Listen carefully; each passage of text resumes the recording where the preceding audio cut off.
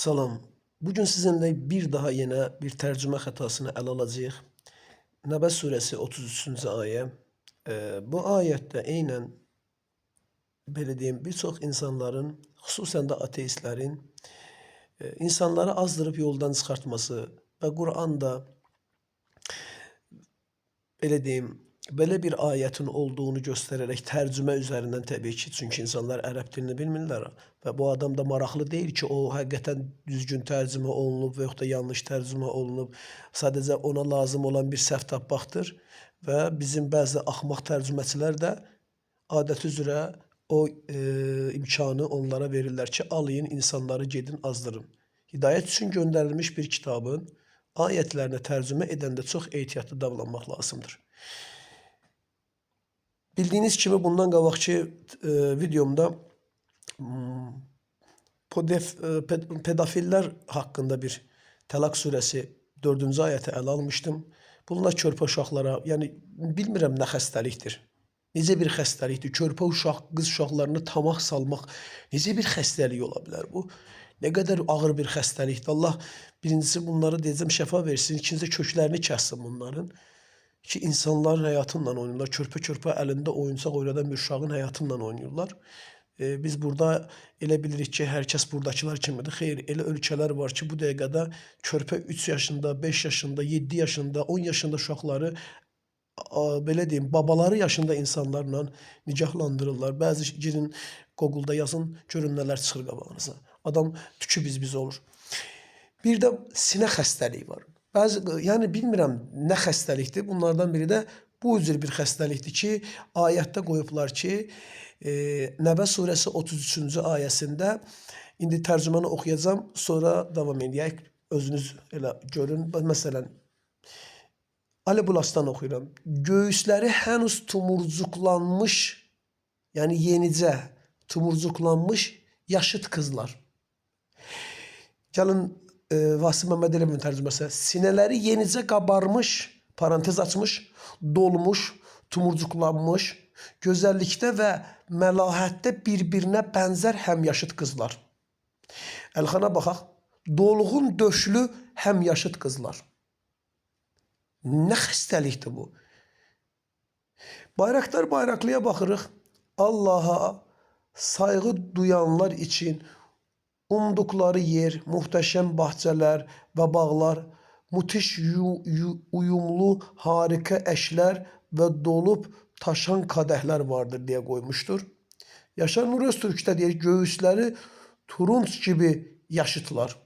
Yani Yaşar Nuri'nin doğrudur. Yani birçok hakikaten de ənənəvi din, geleneksel din anlayışına karşı bir mübarizə aparan adam olsa da bu cür xətaları görməməzdən yani səhti yanaşması mənə narahat verir. Yəqin ki adam anlamamıştır. Neyse. Gördüğünüz gibi yani əksər tərcümələrdə bu var. Təbii ki ateist olan bir adam da oturur baxır bir neçə, 2 dənə, 3 dənə yəqin ki ərəbisində var ki, nədir Vasif yanlış mı elədi, Əlxan yanlış mı elədi? Gəlin indi başqa bir tərcümələrdə də görək necə verir. Məsələn Ərhan Aktaş görkəmli dəngi dənginə kəlməsini qoymuş. Bölündə ulduz kəlməsi qoyub. Gəlin dipnotunu oxuyaq. Bu ayətdə çevirisi etik olmayan argo bir dille göğüsleri tumurcuklanmış yaşıt kızlar veya tumurcuk göğüslü aynı yaşıt genç kızlar şeklinde yapılmaktadır. Yani belə qoyublar deyil. Xəstədirlər də. Ayət kəvaib və ətrab 2 kəlmədən ibarətdir. Kəvaib və ətrab olmaq üzrə 2 sözcükdən oluşmaqdadır. Kəvaib sözünün mənası nədir onu izah edir. Deyir, kəvaib görkəmli, göz alıcı, yücə, dəyərli, yüksək, aşıq kemiği, topuqdakı olan o yumru qırağa çıxan 2 dənə iç və çöl tərəfə həmən o kemiği ifadə edibdir. Topuq mənasında da işlənib. Küp gibi anlamlarına gələn Kəbə kəlməsinin kökündən gəlməkdədir deyir. Əril və dişil cisimlərin hər ikisi içində kullanılan bir kəlmədir. Ətrab kəlməsi isə dəngi dənginə aynı özelliklere sahip, aynı seviyede, eş zamanlı demektir. Dolayısıyla ayetin doğru çevirisi birbirinin dengi, görkemli eşler şeklindedir diye demiştir. Bundan da razı değilim bu kelime. Eşler sözünden de razı değilim. Sadece birbirinin dengi dengine müsavi olmağı bildiren ifadedir. Devam edək. Birbiriyle uyumlu üzüm salkımları veya topraktan biten yumru bitkilere işlenebilir deyir. Yani topraktan çıkan yumru bitkiler anlamına geldiğine dair bir görüşte bulunmaktadır. Kabe kelimesi Maide suresi 97. ayette ve kevaib kelimesiyle işlenen yeri ise ayak topuklarının anlamında kullanmaktadır. İndi xahiş edirəm, gəlin belə bir şey eləyəyin. Birincisi, ayetin önüne bir dikkat eləyəyin. 30 məsələn birdən əl alaq. Allah buyurur ki, İnnə lil muttaqinə məfazə. Baxın, xahiş edirəm, altına xətt çəkirəm. Allah deyir ki, həqiqətən müttəqilər üçün nə vardır? Ödül vardır. Feyz vardır. Aydındır. Müttəqi təkcə kişidirmi? Yox. Müttəqi sözü, yani Allah'a karşı gelmekten özünü koruyan, Allah'ın əzabından özünü koruyan, yani ehtiyatlı davranan ki əzaba duçar olmasın, belaya giriftar olmasın diye həssas davranan, ehtiyatlı davranan insanlara verilen sifətdir. Kişi cinsinde geldiği zaman hem kadını hem kişini içine alır, barındırır. Yani müttəqilər üçün deyəndə, yani təqvalı qadınlar və təqvalı olan kişiler üçün ne vardır? Bir feyiz vardır, bir məfaz, başarı, ödül vardır anlamını ortaya koymuştur. Bundan sonra deyilecek sözler təkcə kişiye ait değil, aynı zamanda kadınlara da aittir. Yani cennete düşen hem kadına hem kişiye ait olmalıdır. Devamında okuyuruq. Hədaika və a'nab. Ne vardır? Bağlar ve üzümlükler. Bağlar ve bahçeler diye tercüme etmiştir Erhan. Ama bağlar ve bahçeler de deyirlər ve a'nab üzümlüye de deyirlər. Yani üzüm bahçeleri, bahçeler ve üzümlükler ifade budur. Ve dalınca gelir 33'te ise ve kevaibe etrabe. Kevaib bitmiş, yetişmiş, dengi dengine. Yani mesela bizde meyvelerin biri çal olabilir, biri değmiş olabilir, biri iri olabilir, biri xırda olabilir. Aydın Allah deyir ki, her baxımından, formalaşması baxımından da, yetişmesi baxımından da, dad baxımından da hamısı kevaibdir. Yani birbirinin yetişiptir yani. Tam olgunlaşmıştır yani. Ətrabə isə həmin o yetişkinliklərdə hamısının birbirinin bəraberi olmasını bildirir. Yani ətrabə sözünün kökü turab sözündendir. Torpaq mənasını bildiren sözdür. Gəlin bu kelimelerin, bu iki kelimenin Kur'an'da keçdiyi yerlere dikkat yetiren Kabe sözüne baxırıq. Kabe baktığınız kimi Kur'an'da 4 yerde işlenmiştir. Maide 6, Maide 95, Maide 97 ve Nəbə suresi 33'te. Maide 6'da topuklar diye topuktaki aşıq kemiklerini dəstəmaz aldıqda üzünüzü ve ellerinizi dirseklere kadar yuyun, başınıza ve ayaklardaki topuktaki aşıklara kadar mest edin diye ifadəni ortaya koymuştur. 95. ayette ise Kabe kelimesi işlenmiştir. Yani bildiğimiz Mescid-ül Haram'da yerleşen, dikeldilmiş bir ev olan yere Kabe dikeldilmiş bir yer, göze batan bir yer olarak işledilmiştir. Ve yine aynı zamanda 97. ayda El-Kabe kelimesi de hemen yeri yani 2 defa gösterir. Ya eyyühellezine amenu la taktulus sayda ve entum hurman ve men qatala minkum mutaammiden fecazau misle ma qatala minen na'ami yahkum bihi zeva adlin minkum hadiyen baligal Kabe. Kabe'ye yetişene kadar bir ehramdayken guruda ovlanan bir adama ceza tətbiq olunur ve deyir o ceza nedir? Onun öldürdüğü hayvan mislinde bir hayvanı Kabe'ye yetişene kadar hediye etmelidir ki o Kabe'ye yetişmelidir. Aydındır nedir? Balığa. Hediyesi Kabe'ye yetişmelidir diye geçmiştir. Və eyni 97-ci ayədə Cəalallahu'l Kəbətel beytil haram qiyamen linnas. Allah deyir ki, qərar verdi insanlar üçün qalxınma yeri, o Kəbə olan Beytul Haramı, hörmətli olan evi, qalxınma yeri, ayaqlanma yeri qərar verdi. Anlaşıldı nə demək istəyirəm? Bu iki ayətdə bu anlamda bir yerdə də topuq anlamında keçmişdir. Sən necə burada gəlib bu kəlməni, kəvaib sözünü sinələrinin dikəlməsinə, şişməsinə, qabarmasına işlətdin. Baxın, xahiş edirəm, kəlmə iki dənədir. Biri dikəlmə mənası, yetişmək anlamı, digəri isə bir-birinin dəngi mənasını bildirən sözdür. Həm yaşıd, qız, sinə, döş ifadələri yoxdur ayətdə. Açıq diqqətlə baxın. Gəlin bu ayəti dala qaydaq. Başqa tərcüməsilərinin də çevirilərindən diqqət edək. Məsələn, Ali Rıza Səfa veribdir. Gənc və uyumlu eşlər. Yəni eş deyəndə burada bizim bildiyimiz ər-arvad sözü deyil. Yəni bir şeyin digər şeylə eş olması, bərabər olması yəni. Məsələn, Ali Bulat Əndənəvi tərcüməsi olaraq qoyubdur. Məhəmməd Okena baxaq, uyumlu tanələr, yəni olgunlaşmış üzüm tanələrinə işləndiyini bildirmişdir. Bayraqdar Bayraqlını bayaq oxuduq. Süleymaniye Vakfı kalitəli hizmət sunan bir-birləri ilə yaşıd dişi varlıqlar deyə qoymuşdur. Hurilərə nisbətdə olduğunu düşünüblər. Mustafa İslamoğlu dahası dəngi-dənginə göz alıcı eşlər deyə qoyubdur. Yəni demək istədiyim söz bundan ibarətdir ki, insanlar tərcümə edəndə sanki Allahın sözü yetmirmiş kimi ona əlavə artıraraq bir şey düzəltməyə çalışır. Doğru bir şey deyil.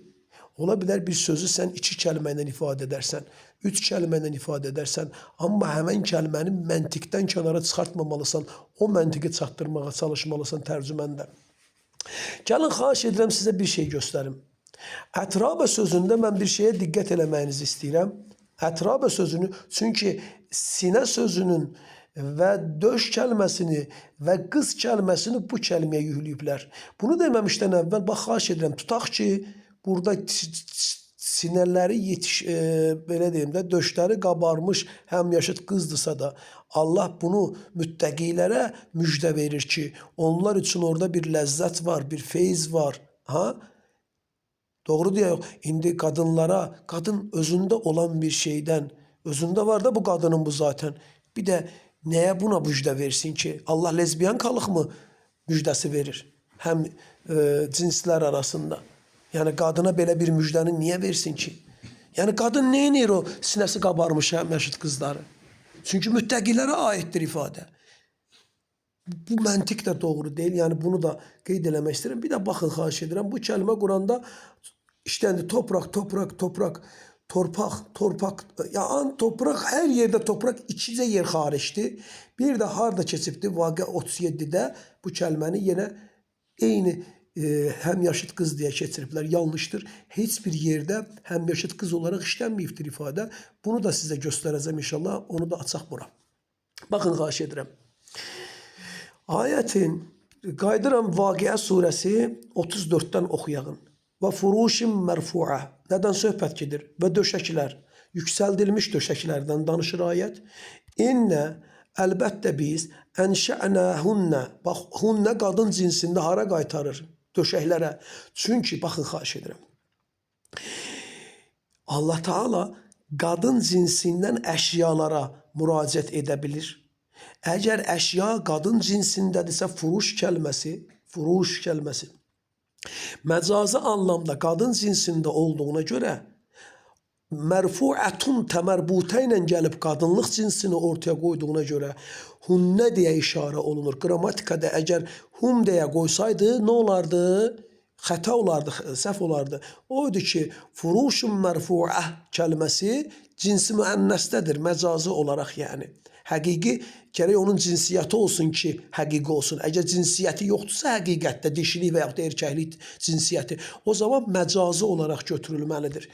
Ayət davamında deyir ki, həqiqətən ənşə'nə inşa edilibdir. Həman onlar düzəldilibdir, həman o döşəklər.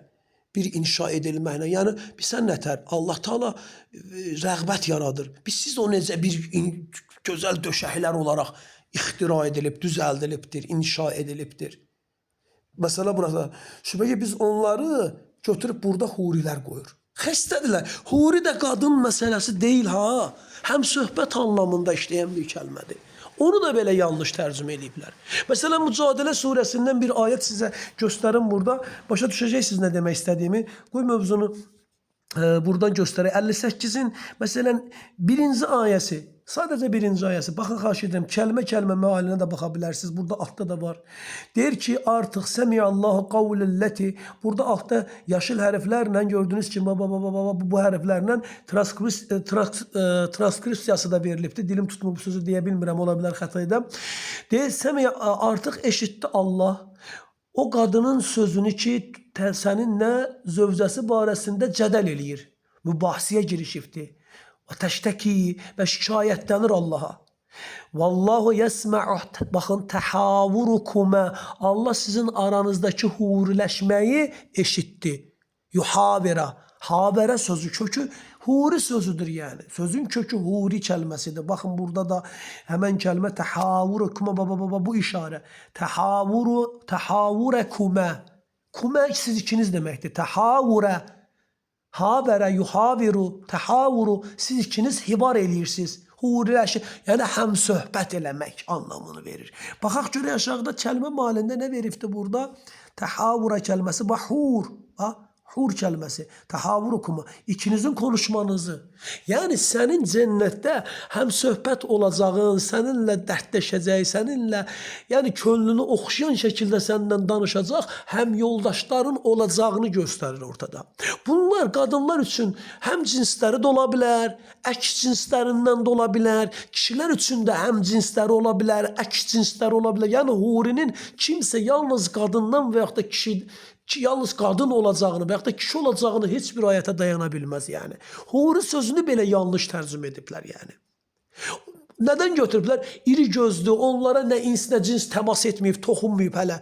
O sözdən götürdə ki, bu qadın ola bilər. Nə əlaqəsi var ki? Qadın da istəyir ki, ondan həm söhbət olacaq adamla, ondan qabaq hələ heç kəs söhbət eləməmiş olsun. Heç kim ona təmas etməyib, onu görməmiş olsun. Allah deyir, orada elə bir gözəllik var ki, sizlə həm söhbət olacaq. Ola bilsin ki, cinsi münasibətdə də olsunlar. Söhbət o deyil. Amma bunu sən təkstənə nə kişiyə nisbət verə bilməzsən, nə qadına nisbət verə bilməzsən. Aydın nə demək istəyirəm? Bu sözün lüğət anlamı həm söhbət olmaq deməkdir. Bu bir xüsusi isim deyil yəni. Hər bir isim də lüğəti anlamı ilə araşdırılmalıdır birinci. Bunu da qəsd edək. Yəni, mövzumuz bu deyildi. Sadəcə buna toxunmaq istədim. İndi qaydıram mövzuma. Burada hunnə kəlməsi keçən bu ifadəni qadınlar deyə tərcümə veriblər. Niyə? Çünki bundan sonraki ayə ətraba sözüdür. Bunlar xəstədirlər deyirəm, sizə inanmırsınız. Qardaşım, bundan qabaqçı ayə furuşun mərfuədən danışır. Yüksəldilmiş döşəklərdən, sərilmiş döşəklərdən danışır. Sən nətər bundan sonraki ifadəni aparıb başqa yerə bağlayırsan? Necə bir baxış tərzidir bu? Dalınca buyurur ki, həqiqətən inşa etdik onları, o yüksəldilmiş döşəkləri bir inşa etməklə. Urubən ətrabə, bax bu kəlməni deyirəm. Urubən ətrabə. Uruban ətrabə kəlməsinə nə deyə tərcümə qoyub Ali Bulaz? Əşlərinə sevgi ilə tutqun həb yaşıtlar. Uruban ətrabə. Ərlərini sevən həm yaşıtlar edəcəyik.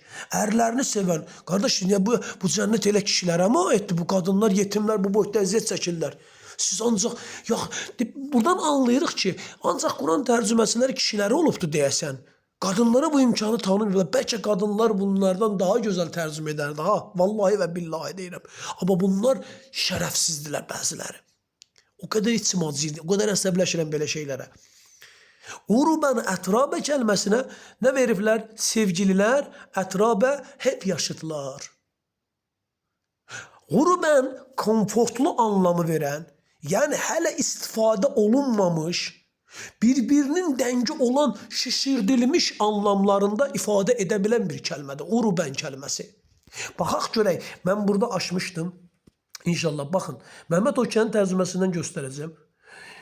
34'dən 37 ayətləri qoyaraq ayəti belə ələ alıbdır ki, uyumlu, yepyeni olaraq şəkilləndirdiyimiz və tamamən yeni bir yaratılışla oluşturduğumuz kabartılmış döşəklər.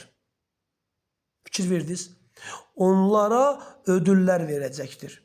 Ayetin aşağısına yazır. Ayetteki hunne zamiri öncesindeki furuş kelimesine gitmektedir. Esasında bu zamir 27 ayetten itibaren başlayan pasajdı. Sağın halkına verilecek ödüllerde gidebilir.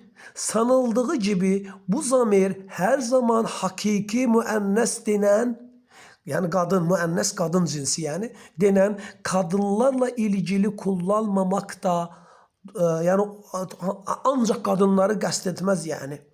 Dolayısıyla konunun dişi kabul edilen hurilerle herhangi bir ilgisi bulunmamaktadır. Çünkü bu çoğul zamiri, yani farklı varlıkların çoğul kullanımları içinde söz konusu edilmektedir. Genelde konu hurilerle ilgili görülse de bizim kanaatimiz bunun döşeklerle ilgili olduğunu yönündedir diye buyurmuştur.